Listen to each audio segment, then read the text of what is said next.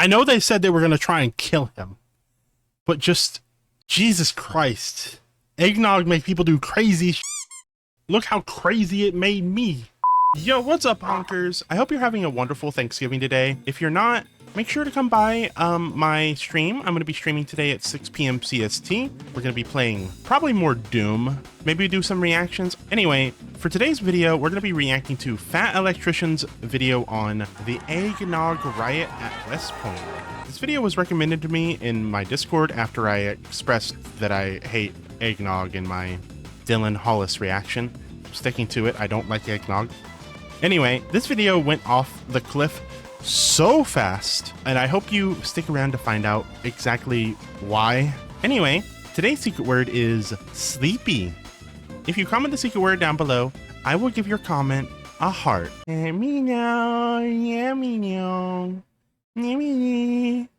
miss that song, man. All right, let's get right into today's video.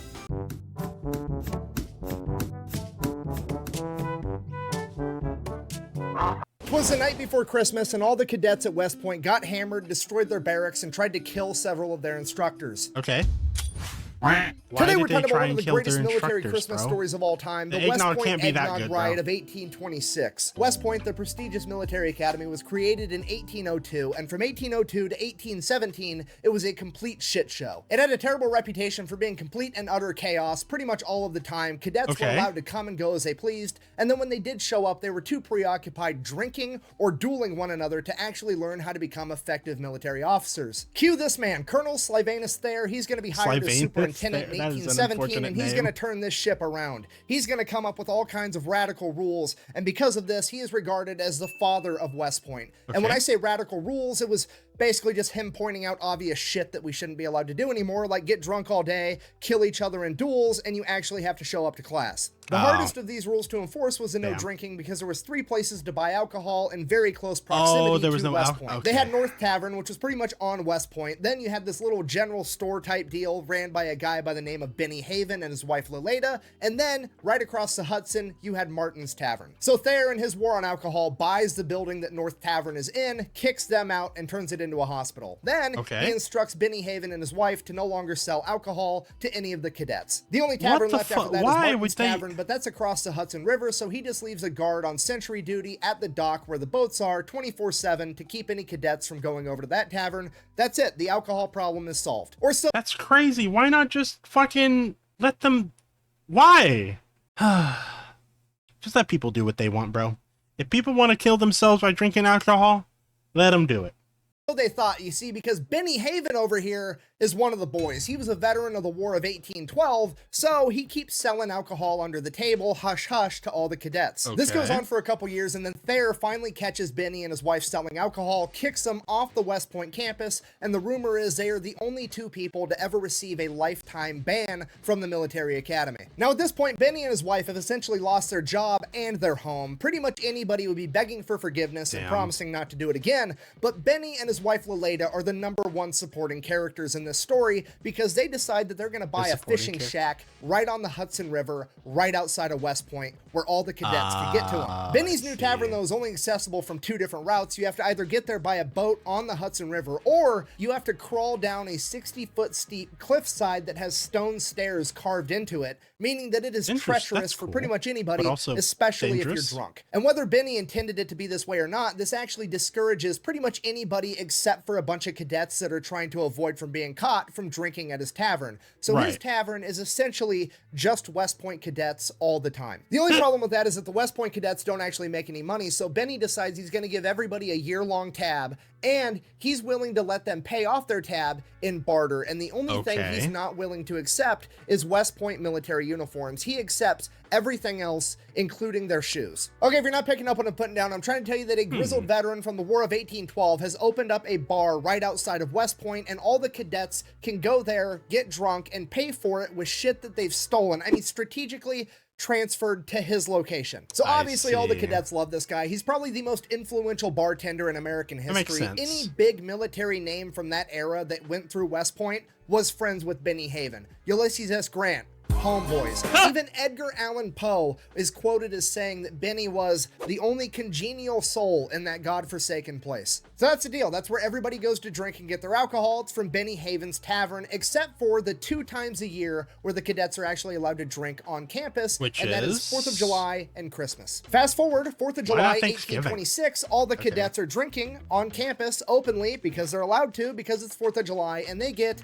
absolutely hammered. At which point they decided that they were going to perform a snake dance. I have no idea what that is, but apparently at the end of it, they ran over, picked up the Commodore of West Point, Major William Worth, carried him off to the barracks because they liked the guy so much, they wanted to kidnap him so they could go drink with him. Because of this, Superintendent Thayer decides that they went too far and that there's just going to be no more drinking ever again at West Point. Fast forward later that year, December 22nd, 1826. It's almost Christmas, and for the first time since West Point's inception, the cadets are not going to be allowed to throw a Christmas party on Christmas Eve and have everybody get hammered on eggnog. So obviously they're going to do it anyways and just try not to get caught, but I mean, worst case scenario, they do get caught. What's really going to happen? You'll be shot for this? No, I don't think so. I've been chewed out before. Some of the cadets sneak off and they go across the Hudson River to Martin's Tavern where they can get a better deal on buying a bunch of alcohol, and their goal is to get at least half a gallon of whiskey for the eggnog. That being said, anything worth doing is worth overdoing, so naturally they end up with 2 gallons of whiskey, and they get caught by the guard on the way back, a private by the name of James Dugan, and they end up bribing him with 35 cents to look the other way. Next day, December 23rd. How much money is that in today's economy? All the cadets are still stealing food and anything else they could want for this party. While that's going on, the staff have their Christmas party at Thayer's house. It's at this Christmas party that Thayer decides that he's going to be a pretty cool guy. He knows that the cadets are going to drink tomorrow, but he's just going to turn a blind eye. He's not going to increase the amount of guards or the amount of staff on duty. He's just going to look the other way. He's going to have the same old 2 officers on staff, making sure everything's okay. He knows they're going to drink. They can drink. Let them think they got away with it. It'll be fine. So that gets decided. And the next order of business is to figure out what they're going to do with the class fuck up, Jefferson Davis. Yeah, like as in the president of the Confederacy in the future at this point. Apparently he has quite the drinking problem, and he's not very slick about it because he has the distinct honor of being the first student to ever be arrested for going to Benny's Tavern, and he just got back from being hospitalized for 4 months because the second time he got caught at Benny's Tavern, he tried to make a getaway and ended up falling down the 60-foot cliff on the stone stairs to get there, and he's been hospitalized ever since, and he just got back to class. Fast forward again, December 24th, Christmas Eve, day of the party. During the day, all the cadets are going out, they're buying all the fresh eggs, all the fresh milk from the local farmers. Some of them go over to Benny's Tavern. They end up buying an extra gallon of moonshine in case the 2 gallons of whiskey aren't enough. And Benny's wife Lolita also makes them a bunch of mutton, which they're going to take back to the barracks and heat in the middle of the night as a drinking snack while they're getting drunk on eggnog. Eggnog and mutton, which is disgusting to think about. All right, fast forward a couple hours. Everybody's been released for the day. They're all hanging out at the barracks. It's nighttime. It's time to get this party started. They break out the wooden buckets. They start mixing the eggs and the milk and the booze to make their eggnog. The 2 officers that are in charge of everybody, Captain Ethan Hitchcock and Lieutenant William Thornton, are going to bed at like 11, midnight. That's when the party's really going to start. And that's pretty much exactly what happens. Hitchcock and Thornton go to bed, and then everybody else just kind of starts drinking quietly in their barracks rooms amongst themselves, hanging out in the hall, having a good time. And naturally, as the night goes on, things get a little bit louder and a little bit louder as everybody gets drunker and drunker. And finally, at 4 a.m., Captain Hitchcock is awoken by a bunch of noise. So Captain Hitchcock gets up out of bed. He's going to go investigate, but he knows exactly what he's going to find. This dude's been in the army his whole life. He knows it's just a bunch of cadets drinking on Christmas Eve. It's not really that big of a deal. All he's going to do is he's going to go find the first group he can, tell them to be quiet. They're going to tell everybody else, and everything's going to be completely fine. So that's exactly what he does. He goes upstairs to the first of many barracks rooms. It has a bunch of cadets drinking inside of it, pokes his head in the door, and is like, "Hey, shut the fuck up and go to bed." And they're like, "Cool, our bad." And he leaves. He goes back to his room. And that should have been the end of the entire thing. So Captain Hitchcock is laying in bed. Sure enough, somebody starts banging on his door. So he pops up, goes to check the door. There's nobody there. Looks down the hallway. Nobody there. That was weird. Whatever. I'm going to go back to bed. Lays back down. 5 minutes later, somebody bangs on his door again. Goes over, checks the door. Nobody's there. Looks down the hallway. Nobody's there again. shuts the door, stomps on the ground like he's going to lay back down in bed, and waits there for like 30 seconds. Somebody bangs on the door again. He opens the door, and all he catches is the ass end of a bunch of cadets yelling, "Tally ho, Hitch." Okay, now it's on. He was trying to be cool. You guys are being drunk assholes. Okay. Now there's going to be consequences. So he goes upstairs. He starts kicking in doors, chewing people out, writing down people's names. He gets to one room. Two of the cadets try to hide underneath a blanket, and another guy tries to take his hat and cover up his face so he can't write his name down. The dude's under the blanket. He's like, "Take the blanket off. Quit fucking around." Whatever. They take the blanket off. He sees who they are. Okay, cool. Dude with the hat won't take the hat off of his face. He tries to walk past him. He ends up pushing him back into the room, and he's like, "No, take the hat off your face so I can see who you are." Come on, and dude. The dude doesn't do it. So he's hat. like, "Take the hat off, or I'm going to take the hat off for you." And then he rips the hat out of the dude's hands, sees who it is, writes down his name, no big deal, goes over to the next room. Now, the logical thing to do here would be to go to bed and deal with your punishment in the morning. However, since they're drunk assholes at this point in time, they decide that since Hitchcock actually touched one of them, that it was an attack on their honor, and they needed to retaliate. So they went and got bayonets and knives and pistols, and they were going to hunt Hitchcock down and kill him. Cut back to Hitchcock. He's making his way through. Bro, what? Wait. That escalated so fast. What the fuck? The barracks, there's drunk cadets laying down in the hallway. It's a complete shit show. He makes his way into one of the bigger rooms. It has like 20 cadets inside of it, at which point he explains to them that because there's more than 12 of them, this technically constitutes as a riot, and starts reading them the Riot Act before informing them that they're all under arrest. Then after placing all of them under arrest, he tells the cadet in charge of this like area or this room that he needs to open up all the foot lockers so he can find all the booze and get rid of it. And that cadet is like, "No thanks," and he goes and lays down on the floor and falls asleep. At this point, fucking Jefferson Davis, the future president of the Confederacy, runs in, slams the door behind him, holding the door while looking at it, and is like, "Guys, hide the grog, Hitchcock's coming." And then he turns around and Hitchcock's right there, and he's like, "Oh. Damn." At this point, Captain Hitchcock looks at Jefferson Davis and is like, "Take your dumb ass to bed." And he's like, "Okay." And then he goes to bed, falls asleep. That's the rest of the story for him. Yeah. Wow. Captain Hitchcock literally just told the future president of the Confederacy that it passed his bedtime, and he listened. This man is the biggest gangster in the entire story. Captain Hitchcock then turns around to the 20 cadets that he was just chewing out, looks at them. They look at him. He looks at them. He looks at the guy that fell asleep on the floor, not respecting his authority. And he's like, "I have no idea what to fucking do right now." So he just turns around and he leaves. He walks away. And while all this is going on outside the barracks, there's an active... To be fair, what do? You're in a fucking room of grown men that are drunk. They're not going to listen to you. Like, what are you going to do? Like, really?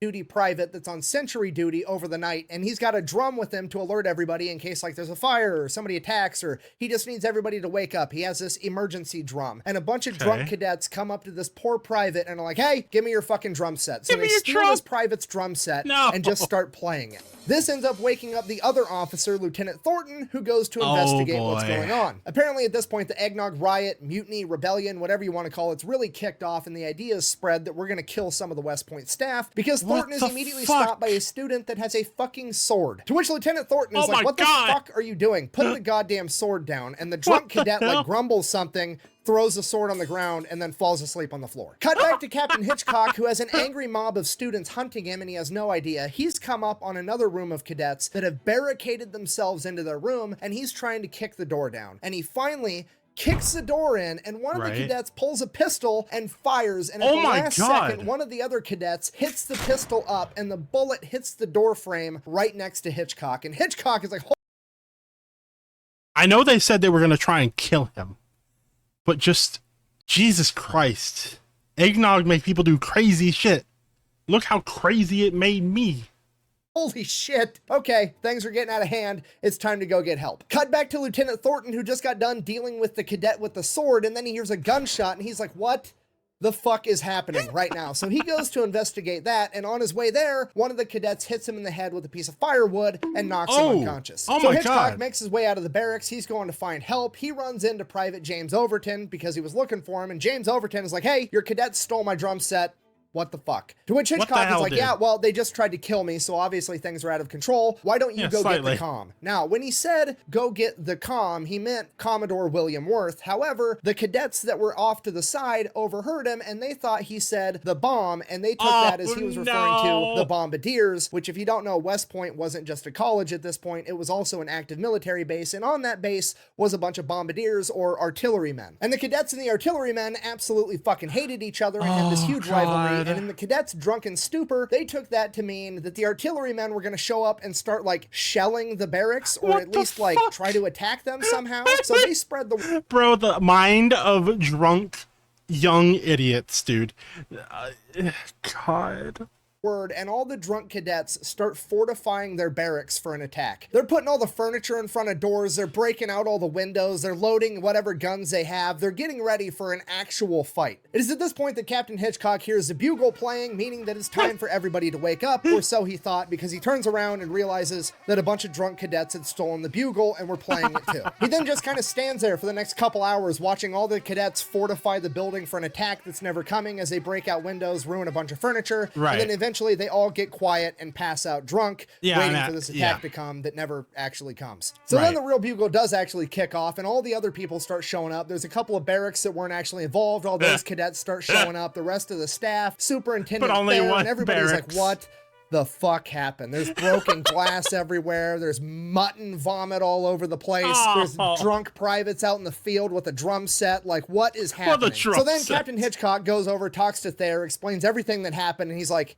what do you want me to do? And Thayer, the dude that knows everything, like total hard ass, he's like totally in charge. Even he's like, I have no idea. So they just kind of go about their day like nothing happened. And then slowly over time, they kind of figure out, okay, well, we have to do something. So they launch a little internal investigation. They figure out that there's like 90 cadets involved in this riot. And 90 is like roughly a third of all of West Point. So obviously they're not going to be able to kick out everybody. So they decide they're just going to take like the top 20 worst offenders and they're going to expel them. And like all but 2 of them were invited back the next year. So basically it was just a for show punishment. Some of the more notable names of people that were expelled include Hugh Mercer, who ended up being a general for the Confederacy in the Civil War. Then you had Samuel Roberts, who ended up being the Secretary of State for the Republic of Texas. You've got Benjamin Humphreys, who was expelled, who ended up being also a Confederate general and the governor of Mississippi. Jefferson Davis famously didn't get a punishment at all. And then you had John Campbell, who they tried to expel, but he argued his way out of it, and he went on to sit as a Supreme Court justice later in life. Which, I mean, you have to admit, between a bunch of future Confederate leaders getting in trouble for a grog mutiny and a future Supreme Court justice arguing his way out of his punishment, it's some of the best examples of foreshadowing I've ever seen in my entire life. In conclusion, the moral of the story is that if you're going to do the wrong thing, do it with a lot of your buddies, because they can't get all of you in trouble at the same time, because teamwork makes the dream work, even if the dream is to be an asshole on Christmas Eve. Thank you for watching. Best way to support the channel is go buy some merch over at thefatelectrician.com. Happy Christmas, Merry, whatever the fuck you celebrate. Quack bang, out. I'm gonna go drink some eggnog. Quack bang. Oh, thank you for watching. And Laleda even makes them a bunch. Bunch of what? I keep wanting to say fucking hummus. It's not hummus. It's, what the fuck is it called? I don't know. What is it? Mutton. Fucking mutton. Why am I getting mutton and hummus in my fucking head? I don't know. Anyway, well, thank you for watching the video. This far. If you want me to see more Fat Electrician, please leave your recommendations down below. I will see y'all in the next one. Bye!